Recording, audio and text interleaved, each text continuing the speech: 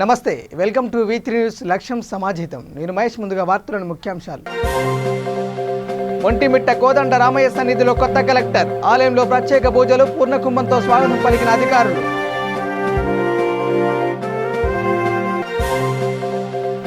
శ్రీశైలంలో కృష్ణమ్మ పరవళ్లు, డ్యాం 2 గేట్లు ఎత్తి నీటిని విడుదల చేసిన ఎమ్మెల్యే చక్రపాణి రెడ్డి.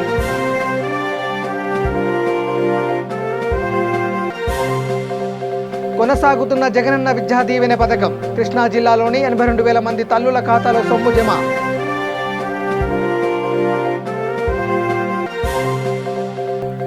చిత్తూరు జిల్లా కుప్పంలో విచిత్రం, 3 నెలల క్రితం కోవిడ్ నెగిటివ్, ఇప్పుడు పాజిటివ్.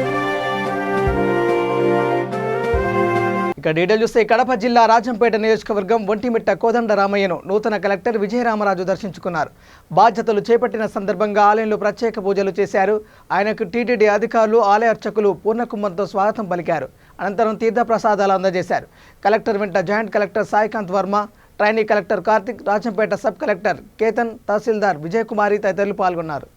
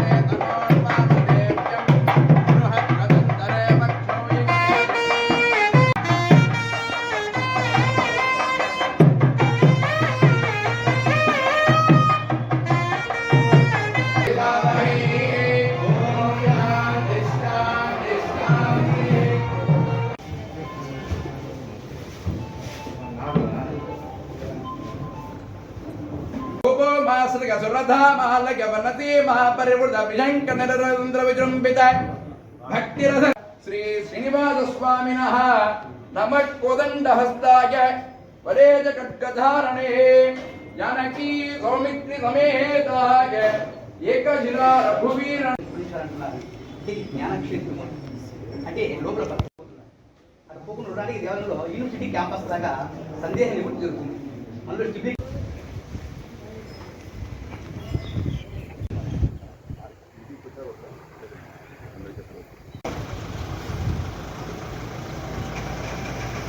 అక్కడికి వెళితే అదో అనుభూతి. డ్యామ్ గేట్లు ఎత్తి నీటిని విడుదల చేస్తే ఇక ఆ దృశ్యాలను గురించి వర్ణించలేం. శ్రీశైలం ఆనకట్ట నుంచి కృష్ణమ్మ పరవళ్లు తొక్కుతూ ముందుకు కొనసాగుతుంది.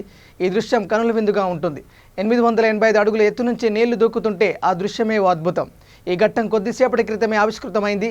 శ్రీశైలం డ్యాం 2 గేట్లు 10 అడుగుల మేర ఎత్తి ఎమ్మెల్యే శిల్పా చక్రపాణి రెడ్డి నీటిని విడుదల చేశారు.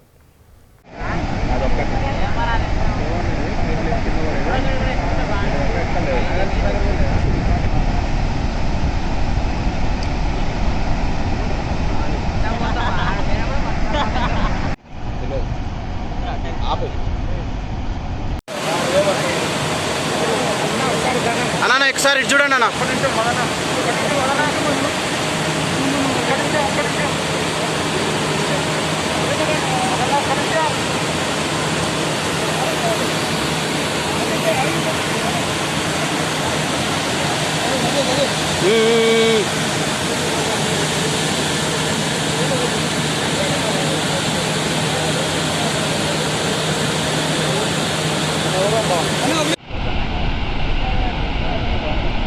నా సెల్లో వాడు తీస్తున్నాను, పంపిస్తా.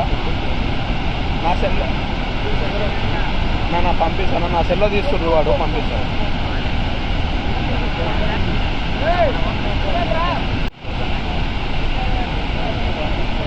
నా సెల్లో వాడు తీస్తున్నానా పంపిస్తా నా సెల్లో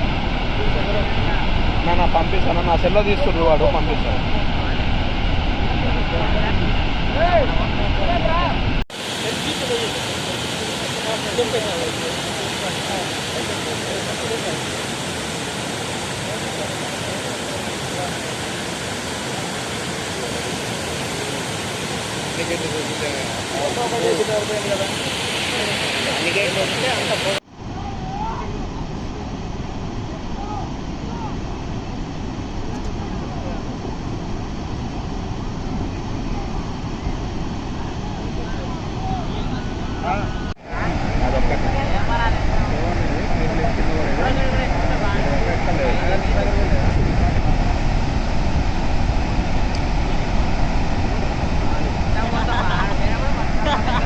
మండల కేంద్రంతో పాటు పరిసర గ్రామాల్లో హిందూ శ్మశాన వాటికలను ఏర్పాటు చేయాలని బీజేపీ రాయచోటి నియోజకవర్గ కన్వీనర్ శివగంగిరెడ్డి ప్రభుత్వాన్ని డిమాండ్ చేశారు. మండల శాఖ అధ్యక్షుడు శ్రీనివాసరెడ్డి ఆధ్వర్యంలో శ్రీనివాసరెడ్డి కిడ్స్ పాఠశాలలో పార్టీ మండల కార్యవర్గ సమావేశం నిర్వహించారు. ఈ సందర్భంగా ఆయన మాట్లాడుతూ వానల దాటికి దెబ్బతిన్న రహదారులను పునరుద్ధరించాలని కోరారు. కబ్జాదారులు ఆట కట్టించాలని విన్నవించారు. కార్యక్రమంలో రాజంపేట పార్లమెంటు కిసాన్ మోర్చా ఉపాధ్యక్షుడు హరినాథ్ రెడ్డి, కార్యదర్శి శ్రీనివాసులు, వెంకట్రామరెడ్డి, సాయి ప్రతాప్, బాలాజీ తదితరులు పాల్గొన్నారు.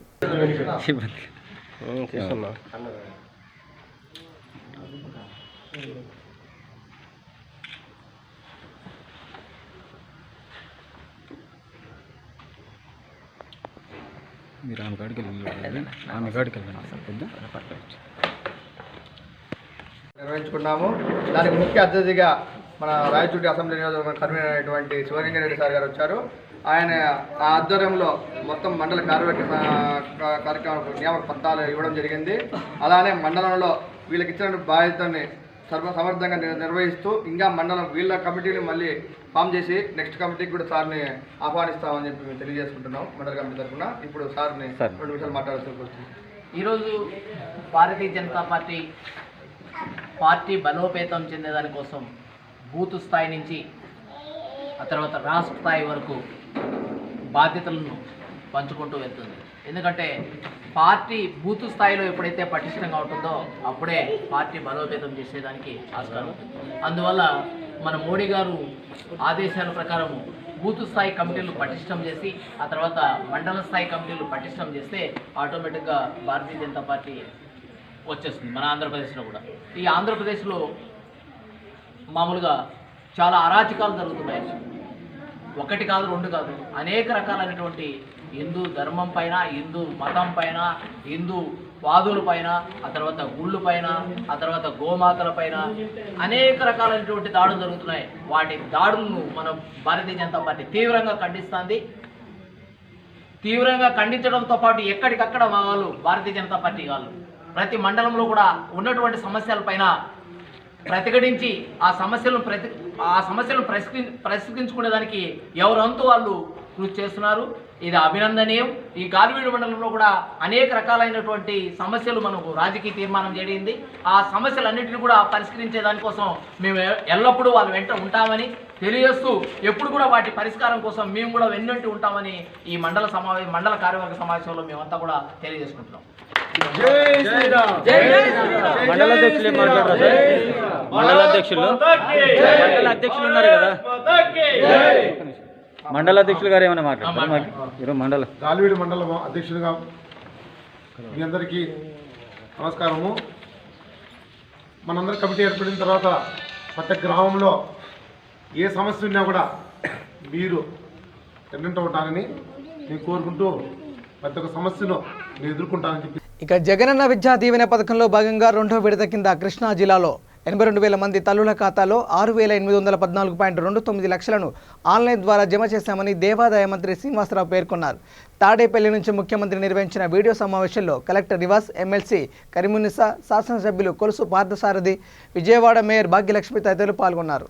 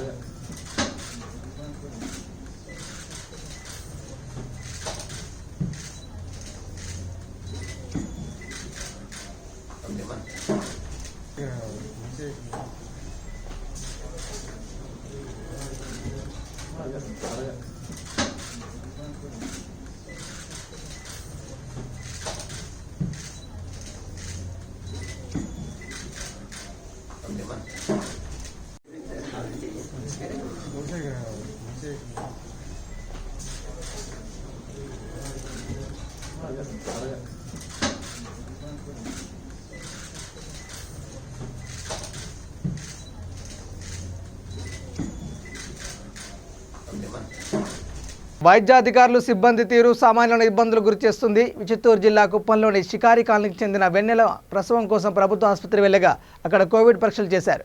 నెగిటివ్ వచ్చింది. దీంతో ఆమెను డిశ్చార్జ్ చేశారు. అయితే 3 నెలలు గడిచిన తర్వాత పరీక్షలో పాజిటివ్ వచ్చిందంటూ సంబంధిత అధికారులు ఆమె ఇంటికి వచ్చి చెప్పారు. పూసలు పిన్నులు అమ్ముకుంటూ జీవనం సాగించే తమ ఇంటికి వైద్య సిబ్బంది వస్తే తమ బతుకులు ఏమి కావాలంటూ బాధితులు ఆవేదన వ్యక్తం చేసింది. ఇక మీదట తమ వ్యాపారం ఎలా సాగుతుందంటూ కన్నీటి పర్యంతమైంది.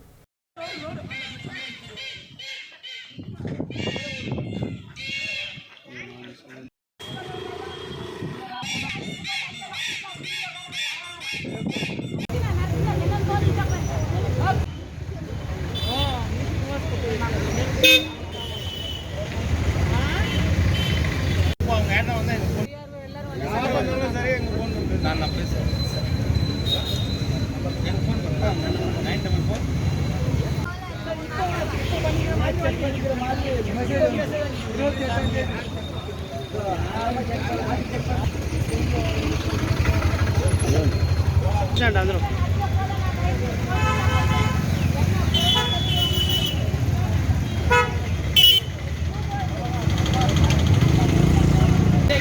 రెండో బిడ్డ కాన్పుకి నార్మల్ డెలివరీ అయింది. అప్పుడు చెకప్ చేసి ఉండే కరోనా గిరోనా ఏం లేదని 3 నెలల ముందుగా పంపేసి ఉన్నాడు. పంపేసిన తర్వాత ఇప్పుడు ఇంటి వదిలి ఆడ పోయేలా బిడ్డకి సూది కూడా ఆడ ఇల్లు వదిలిపోయేలా మేము ఇంట్లోనే ఉన్నాం.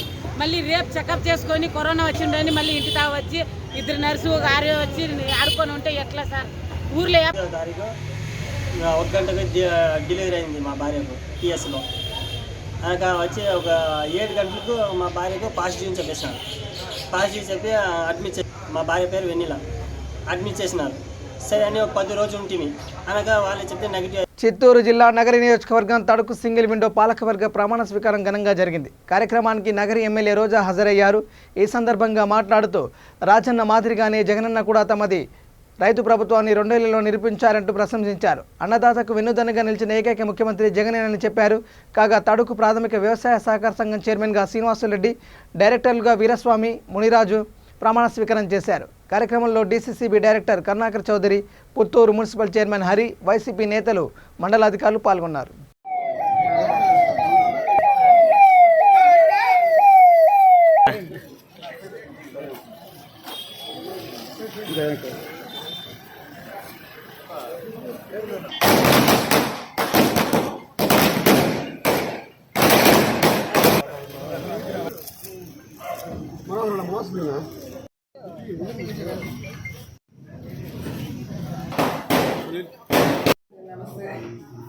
లాస్ట్ టైం వచ్చిన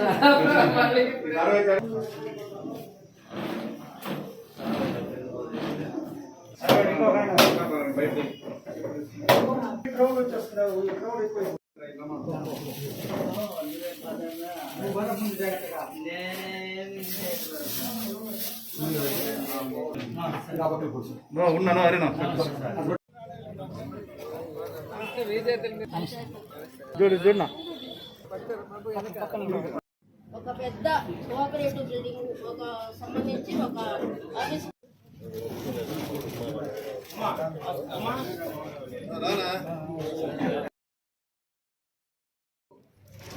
తడుకు ప్రాథమిక వ్యవసాయ సహకార సంఘ పాలక వర్గ ఎన్నిక జరిగింది. మరి చైర్పర్సన్గా శ్రీనివాసరెడ్డి గారు, అలాగే మెంబర్స్గా మునిరాజు, అలాగే వీరస్వామి గారు ఎన్నుకోబడ్డారు. వాళ్ళందరికీ మనస్ఫూర్తిగా అభినందనలు తెలియజేస్తూ ఈరోజు రాజశేఖర్ రెడ్డి గారు ఎలా అయితే రైతు బాంధవుడుగా రైతుల అందరి మన్ననలు పొందారో ఆయన అడుగుజాడల్లో ఆయన కుమారుడైన జగన్మోహన్ రెడ్డి గారు 2 సంవత్సరాల్లోనే మరి రైతు రాజ్యంలాగా మన రైతుల కోసం అనేక కార్యక్రమాలు చేసి వైఎస్ ఫ్యామిలీ అంటేనే రైతుకి అండగా ఉంటుందని నిరూపించుకున్నారు. మరి వాళ్ళ అడుగుజాడల్లో మరి ఈ సభ్యులు చైర్మన్ కూడా ముందుకు నడిచి రైతన్నలకు అండగా ఉంటూ ఈ ప్రభుత్వం రైతుల కోసం చేస్తున్న వెల్ఫేర్ స్కీమ్స్ కానీ రైతుల కోసం తీసుకొచ్చిన అనేక కార్యక్రమాల్ని మరి ప్రజలందరిలోకి తీసుకువెళ్ళాలి. అలాగే ఈ సహకార సంఘం ద్వారా రైతులకు చేయవలసిన సహాయ సహకారాలన్నీ కూడా మరి దగ్గరుండి చేసి మాకు అలాగే పార్టీకి జగన్మోహన్ రెడ్డి గారికి మంచి పేరు తీసుకొస్తారని మనస్ఫూర్తిగా నమ్ముతున్నాను. ఎందుకంటే ఈ దేశంలో రైతు గురించి ఎంతో ఆలోచించి ఈరోజు రైతు కోరుకున్న విధంగా అన్ని కార్యక్రమాలు చేస్తున్న ముఖ్యమంత్రి ఎవరైనా ఉన్నారు అంటే అది జగన్మోహన్ రెడ్డి గారు. గుంటూరు జిల్లా బాపట్లలో నారాయణ రెడ్డి 90వ జయంతి సభ జరిగింది. సాహితీ భారతి సంస్థ ఈ కార్యక్రమాన్ని నిర్వహించింది. ఈ సందర్భంగా సంస్థ అధ్యక్షులు రావూరి నరసింహవర్మ, ఉపాధ్యక్షులు మాల్యాద్రి మాట్లాడుతూ నారాయణ రెడ్డి దాదాపు 3500 అనే సినీ గీత ప్రస్థానంతో మొదలైన డాక్టర్ సి నారాయణ రెడ్డి మహాప్రస్థానంలో సుమారు 3000 పాటలు రచించారు. అలాగే 1000 కావ్యాలు రచించాడు.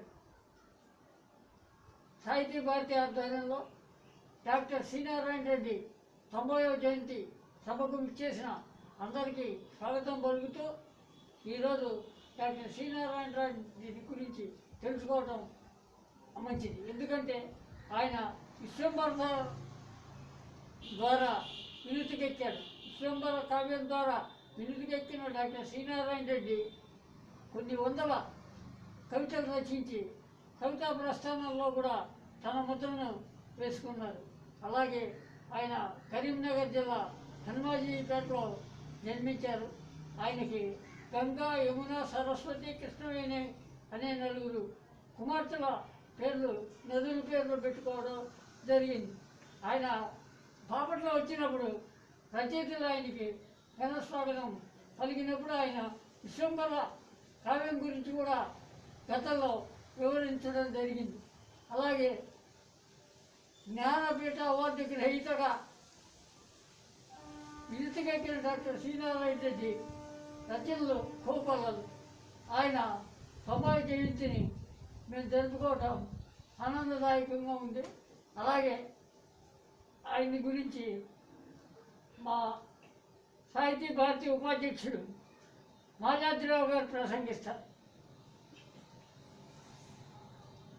కవి, రచయిత, సాహితీవేత్త, ఆచార్యులు, పద్మశ్రీ అవార్డు గ్రహీత శ్రీ నారాయణ రెడ్డి గారు, ఆయన తల్లి బుచ్చమ్మ, తండ్రి మాల్లారెడ్డి గారు దంపతులకు కరీంనగర్ జిల్లా హనుమాజీపేటలో జన్మించారు. ఆయన ప్రాథమిక విద్య అంతా కూడా వాళ్ళ గ్రామ ప్రాంతంలోనే జరిగింది. తర్వాత కళాశాల విద్య ఇవన్నీ కూడాను హైదరాబాదు, సికింద్రాబాద్లో జరిగింది. ఆయన నారాయణ రెడ్డి గారికి మొదటి నుంచి కూడా పల్లె ప్రాంతంలో నివసిస్తున్నారు కాబట్టి ఆ పల్లె వాతావరణం, జానపదాలన్నా, హరికథలన్నా, బుర్రకథలన్నా ఇవన్నీ కూడాను ఆయనకి ఎప్పుడు ఇష్టం. ఆ జానపదాలు ఇవన్నీ కూడా చూస్తూ ఉంటే నేను కూడా కవిని కావాలని ఆయన తొలిలో పుట్టింది. ఆయన అలాగే ఒక కవిగా కూడా తయారయ్యి ఇక ఏపీ ప్రభుత్వం ప్రజా వ్యతిరేక విధానాలను అవలంబిస్తుందని బీజేపీ ఆరోపించింది. ప్రజా సమస్యలపై పోరాటాన్ని కొనసాగిస్తామని విశాఖ బీజేపీ నేతలు చెప్పారు. చెత్తపై పన్ను నిర్ణయాన్ని వెనక్కి తీసుకోవాలని పార్టీ నేతలు విష్ణుకుమార్ రాజ్, ఎమ్మెల్సీ మాధవ్ డిమాండ్ చేశారు. కార్యక్రమంలో ఆ పార్టీ నాయకులు, కార్యకర్తలు పాల్గొన్నారు. తర్వాత ఈ రాష్ట్రంలో ఎప్పుడూ లేని విధంగా కొత్త సంస్కృతిని అంటే సంతుష్టీకరణ రాజకీయాలు, ముస్లిం ఓటు బ్యాంక్ తెచ్చుకోవడానికి టిప్పు సుల్తాన్ విగ్రహాలు పెట్టాలి అనే నేపథ్యంలో లేని వివాదాన్ని సృష్టించి ఎవరైతే ఒక మత ఛాందస్తులు అనేక మందిని మత మార్పులు చేయడానికి ఊచకూత కోసిన వ్యక్తి మల్బార్, అలాగే కొంకణ్ ప్రాంతంలో, మాంగళూరు ప్రాంతంలో లక్షలాది మంది హిందువుల్ని, ముఖ్యంగా నయ్యర్ బ్రాహ్మణ్స్ ని మతాంతరీకరణ చేసి వాళ్ళ స్త్రీలను చేర్చిన ఒక ఉదాంతం ఉంది. ఆ ప్రాంతంలో ఏదైతే కాసరగూడ, అలపి, మల్బార్ ప్రాంతంలో, అలాగే కూర్గు ప్రాంతంలో ఇప్పటికి కూడా అనేక మంది దీపావళి ఎందుకు చేసుకోవాలి, దీపావళి టిప్పు సుల్తాన్ అరాచకాల కారణంగా చేసుకునే ఒక నేపథ్యం ఉంది. ఆయన మైసూర్కి టైగర్ వచ్చు, కానీ ఈ ప్రాంతానికి ఒక దుష్టుడు, దుర్మార్గుడు కనుక అటువంటి టిప్పు సుల్తాన్ని ఒక విగ్రహాలు ఏ విధంగా పెడతారని ప్రశ్నించడం జరిగింది. గత 2 నెలల బట్టి ఉద్యమం చేయడం జరిగింది. మొన్ననే వీర్రాజు గారు వెళ్ళి అక్కడ ధర్నా చేయడం జరిగింది. ఒక సంవత్సరం పూర్తయిన సందర్భంగా వారికి శుభాకాంక్షలు అందజేస్తూ, అదేవిధంగా ఇక్కడ మా ఎమ్మెల్సీ శ్రీ వివిఎన్ మాధవ్ గారికి, అదేవిధంగా రాష్ట్ర ఉపాధ్యక్షుడు శ్రీ విష్ణుకుమార్ రాజు గారికి, డిస్ట్రిక్ట్ ప్రెసిడెంట్ శ్రీ రవీంద్ర మేడపాటి గారికి, అలాగే జనరల్ సెక్రటరీస్ శివాజీ గారు, ప్రసాద్ గారు కూడా, అండ్ మా టీం మొత్తం అందరికీ కూడా మేము శుభాకాంక్షలు తెలియజేస్తూ చాలా గర్వంగా, ఎందుకంటే ఒక సంవత్సరంలో ఎన్నో ఒడిదుడుకులు ఎదుర్కొంటూ కోవిడ్ బారిన 2 సార్లు పడినా సరే ఆరోగ్యాన్ని కూడా లెక్క చేయకుండా ఈ రాష్ట్ర ప్రభుత్వ నిర్లక్ష్య ధోరణిని, వైఖరిని ఎండగడుతూ చేస్తున్న యాజిటేషన్స్, ప్రొటెస్ట్, అంతేకాకుండా అన్ని జిల్లాలకి వారి పర్యటన 10,000 కిలోమీటర్లు సుమారుగా దాటిందండి ఒక్క సంవత్సరంలో. అదేం మామూలు విషయం కాదు. అలా ఆ విధంగా అన్ని డిస్ట్రిక్ట్స్కి వెళ్తూ వారు అన్ని సమస్యల్ని చూస్తూ దానికి తగ్గట్టుగా రియాక్ట్ అవుతూ పరిష్కరిస్తూ మాకు కూడా అదే విధంగా దిశానిర్దేశం చేస్తూ మమ్మల్ని అందరినీ చాలా చక్కగా నడిపిస్తున్న సోము వీర్రాజు గారికి ఈ డయస్ సందర్భంగా మేము శుభాకాంక్షలు తెలియజేస్తున్నాం. తెలుగుదేశం పార్టీ 3 సంవత్సరాలు మాతో పాటు కలిసి ఉండి విడిపోయిన తర్వాత 2 సంవత్సరాలలో మేము వాళ్ళ పైన, తెలుగుదేశం పార్టీ పైన చేసిన కార్యక్రమాలు ఇప్పుడు వైఎస్ఆర్సీపీ ప్రభుత్వం పైన చేసిన కార్యక్రమాలు అప్పుడు 2 సంవత్సరాలు ఎన్ని చేసామో ఇప్పుడు నెలకి ఎన్ని చేస్తున్నాం. ఎందుకంటే ఈ ప్రభుత్వము ఒక వింతైన ప్రభుత్వం. ప్రతిదీ ప్రాబ్లమే. ఏ ఇష్యూ అయినా సరే ఒక ప్రాబ్లమాటిక్ గా చేస్తున్నది ఈ రాష్ట్ర ప్రభుత్వం. అందుకు మిగిలిన ఇతర రాజకీయ పార్టీలు చేయలేనటువంటి పనులు కూడా భారతీయ జనతా పార్టీ అట్లాగే జనసేన ఉమ్మడిగా, అవసరం ఉన్నప్పుడు ఉమ్మడిగా కూడా కలిసి మేము కార్యక్రమాలు చేస్తున్నాం. ప్రజల సంక్షేమం గురించి, ప్రజల ప్రయోజనాలని దృష్టిలో పెట్టుకుని మేము చేస్తున్నాము. అట్లాగే పార్టీ కూడా దినదినాభివృద్ధి చెందుతూ వచ్చే ఎలక్షన్స్లో తప్పనిసరిగా ఎవరు కూడా ఊహించినటువంటి విధంగా మేము అధికారంలో ఉంటామని చెప్పి మేము తెలియజేసుకుంటూ, అట్లాగే మీరు కూడా ప్రతి ఒక్కరు కూడా మేము చేపట్టిన కార్యక్రమాలని ప్రజల్లోకి తీసుకుని వెళ్ళవలసిందిగా మరి ఒకసారి మిమ్మల్ని అందరినీ కూడా విజ్ఞప్తి చేస్తూ నేను సెలవు తీసుకుంటాను. ఇక తాడేపల్లిలోని పాత ఈఎస్ఐ ఆసుపత్రి సమీపంలో కలకలం రేగింది. 21 ఏళ్లుగా ఉంటున్న ఓ జంట మరణం మిస్టరీగా మారడం ఎందుకు కారణం? మూఢభక్తి నేపథ్యంలో వారంతటా వారే ఆత్మహత్యకు పాల్పడి ఉండొచ్చని అనుమానిస్తున్నారు. ఈ విషయమై తాడేపల్లి సిఐ సుబ్రహ్మణ్యం మాట్లాడుతూ దుర్వాసన వస్తుందంటూ స్థానికులు ఫిర్యాదు చేశారని చెప్పారు. ఈ మేరకు సదరు ఇంటి తలుపులు పగలగొట్టి లోపలికి వెళ్లి చూడగా 2 మృతదేహాలు కనిపించాయన్నారు.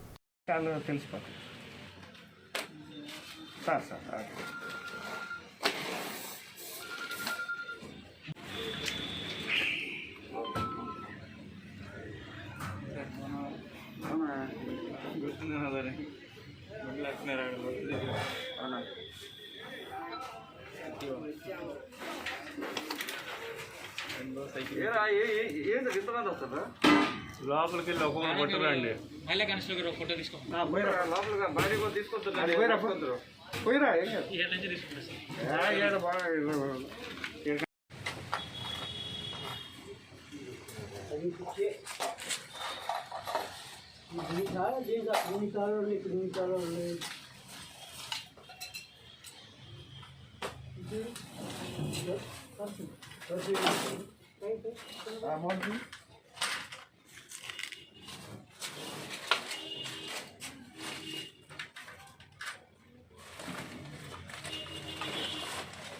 ఇబ్బంది అంతా కూడా ఇక్కడికి వచ్చి చూసాము.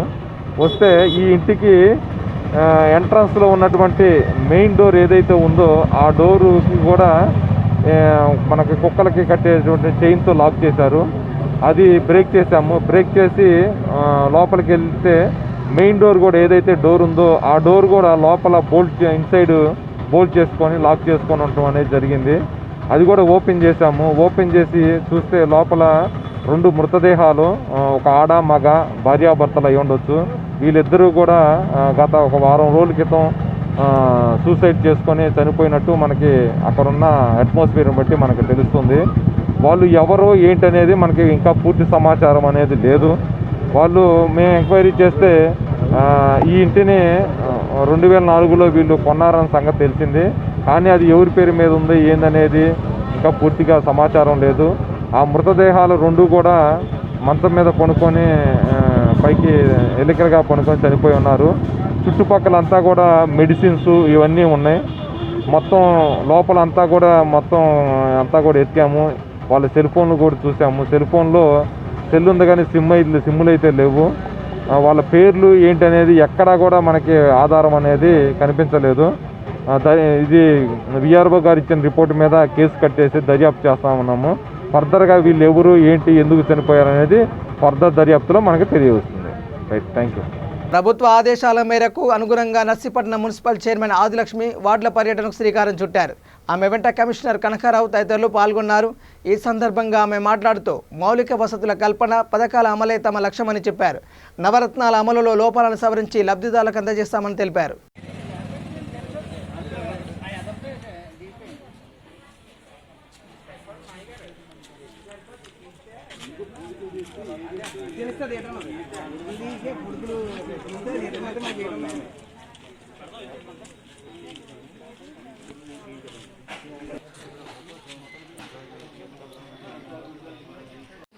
అలాగే ప్రభుత్వానికి అంతా కూడా ఇనిషియేటివ్ ఉంటుంది.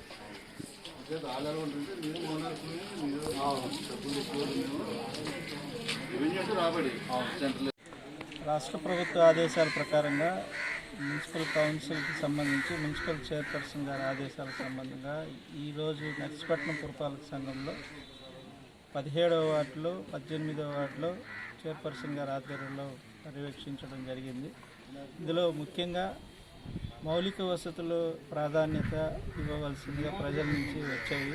అలాగే నవరత్నాల పథకాల్లో ప్రజలకు ఏ విధంగా అందుతున్నాయని వార్డులో అక్కడక్కడ పరిశీలించినప్పుడు చేయూతకు సంబంధించి అలాగే పెన్షన్లకు సంబంధించి వేలుముద్రల సమస్యల గురించి ప్రస్తావన వచ్చింది.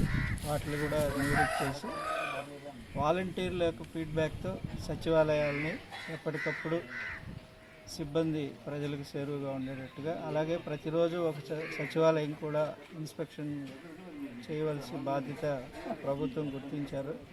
ఆ విధంగా సచివాలయాలు కూడా తిరగడం జరుగుతుంది. ముఖ్యంగా క్లాప్ ప్రోగ్రాంలో రానున్న రోజుల్లో 3 బుట్టల అంచెల విధానంగా వాళ్ళకి ఫ్రీగా అందించడం జరుగుతుంది. మ్యాక్సిమం 15 రోజుల లోపల జరుగుతుంది. ప్రతి ఒక్కరు కూడా తడి చెత్త, పొడి చెత్త, హానికరమైన చెత్తను వేరు చేసి మాకు నేరుగా అందించాల్సి ఉంటుంది. దానికి తగినట్టుగా సిబ్బందికి కూడా ట్రైనింగ్ ఇస్తున్నాం. అలాగే మున్సిపల్ కౌన్సిల్ యొక్క తీర్మానాలు కానీ ఆదేశాలు, మున్సిపల్ చైర్పర్సన్ ఆదేశాల ప్రకారంగా కార్యక్రమాన్ని ప్రతిరోజు నిర్వర్తించడం జరుగుతుందని తెలియజేస్తుంది. చిత్తూరు కలెక్టర్ కార్యాలయం అటెండర్ వాసు అనుమానాస్పద స్థితిలో మృతి చెందాడు. మృతుని కుటుంబ సభ్యుల ఫిర్యాదుతో కేసు నమోదు చేసిన పోలీసులు 10 రోజుల్లో మిస్టరీని ఛేదించారు. మృతుడి భార్య హత్య చేసిందని తేల్చారు. ఈ మేరకు ఇవాళ ఆమెను అదుపులోకి తీసుకున్నారు. చంద్రగిరి మండలం అరిగెళ్లవారిపల్లెకు చెందిన వాసు చిత్తూరు కలెక్టరేట్లో అటెండర్గా విధులు నిర్వహిస్తున్నాడు. చిత్తూరులోనే ఉంటున్న వాసు ఈ నెల 18న అనుమానాస్పద స్థితిలో మృతి చెందాడు. మృతుని భార్య స్వప్నప్రియ మృతదేహాన్ని అంబులెన్స్లో స్వగ్రామానికి తరలించింది. గుండెపోటుతో మృతి చెందినట్లు చెప్పి కుటుంబ సభ్యులను నమ్మించింది. వాసు మెడపై గాయాలు కనిపించడంతో అనుమానించిన కుటుంబ సభ్యులు కుమారుడు వినయ్తో పోలీసులకు ఫిర్యాదు చేయించారు. పోస్టుమార్టం నివేదిక ఆధారంగా మృతుడి భార్య స్వప్నప్రియను అదుపులోకి తీసుకున్నారు. వివాహేతర సంబంధమే హత్యకు దారితీసి ఉండొచ్చని భావిస్తున్నారు. నాన్నను తన అమ్మే గొంతు పిసికిని చంపేసిందంటూ మృతుడి కుమారుడు వినయ్ వాపోయాడు. ఇప్పుడు ఇంటర్లో జాయిన్ అవ్వాలి.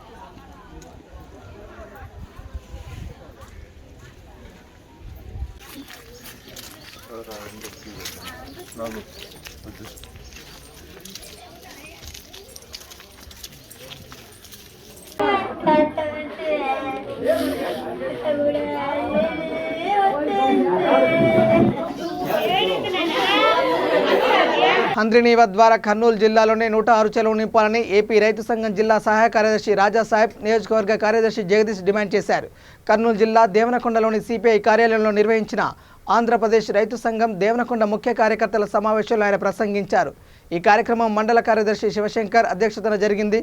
రైతు సంఘం మండల ఉపాధ్యక్షుడు వెంకటేశ్వరరెడ్డి, వెంకటేష్, నల్లన్న, సహాయ కార్యదర్శులు రాజు, మహేష్, సిపిఐ పట్టణ సహాయ కార్యదర్శి నెట్టకల్ సంపత్, అలిసావ్ తదితరులు పాల్గొన్నారు. అనే పద్ధతుల్లో ఇవాళ పరిపాలన యంత్రాంగం జరుగుతుంది. దానివల్ల అనేక రంగాల్లో రైతులకి విపరీతమైనటువంటి కష్టాలు నష్టాలు కూడా ఎదురవుతున్నాయి. రైతు ఆత్మహత్యలు జరుగుతున్నాయి.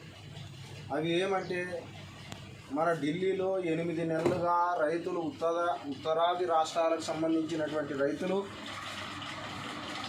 మరి నల్ల చట్టాలు రద్దు చేయాలా, వ్యవసాయ రంగాన్ని కాపాడాలా అనే ఒక మంచి నిర్ణయంతోన 8 నెలలుగా భార్య పిల్లల్ని వాళ్ళ సొంత గ్రామాలని వదిలిపెట్టి ఢిల్లీలో 8 నెలలుగా చలికి, వానకి, ఎండకి లెక్క చేయకుండా చెట్లు అక్కడ వేసుకొని వంట చేసుకొని జీవనం సాగిస్తుంటే కేంద్ర ప్రభుత్వం రైతుల మీద, రైతుల యొక్క సమస్యల మీద చలనం లేకోకుండా, అవగాహన లేకోకుండా మరి నిమ్మకు నీరెత్తినట్టు, దున్నపోతు మీద వర్షం కురిసినట్టు నరేంద్ర మోడీ ప్రభుత్వం మరి ప్రయత్నం చేస్తూ ఉంది.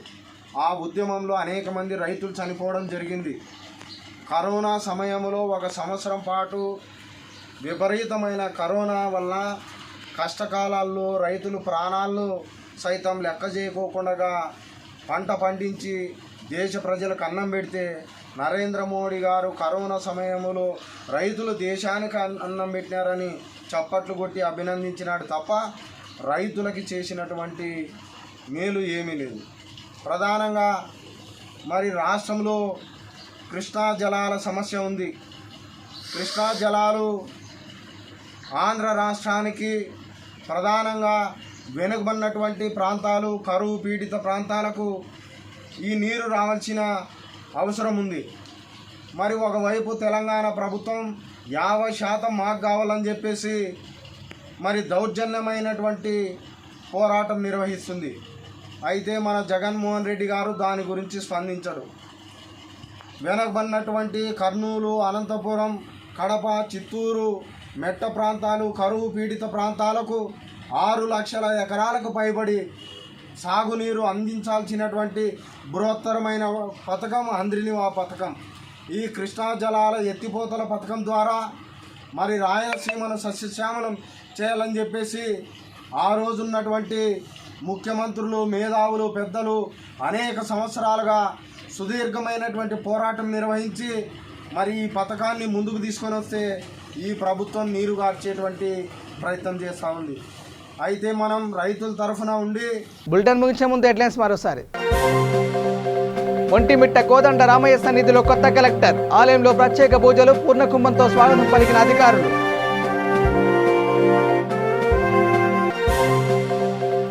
శ్రీశైలంలో కృష్ణమ్మ పరవళ్లు, డ్యాం 2 గేట్లు ఎత్తి నీటిని విడుదల చేసిన ఎమ్మెల్యే చక్రపాణి రెడ్డి.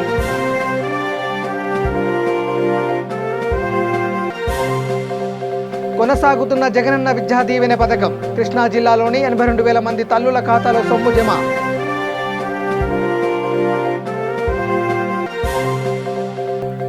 చిత్తూరు జిల్లా కుప్పంలో విచిత్రం, 3 నెలల క్రితం కోవిడ్ నెగిటివ్, ఇప్పుడు పాజిటివ్. ఇవి bulletin updates. Keep watching V3 news. లక్ష్యం సమాజేత. నమస్కారం.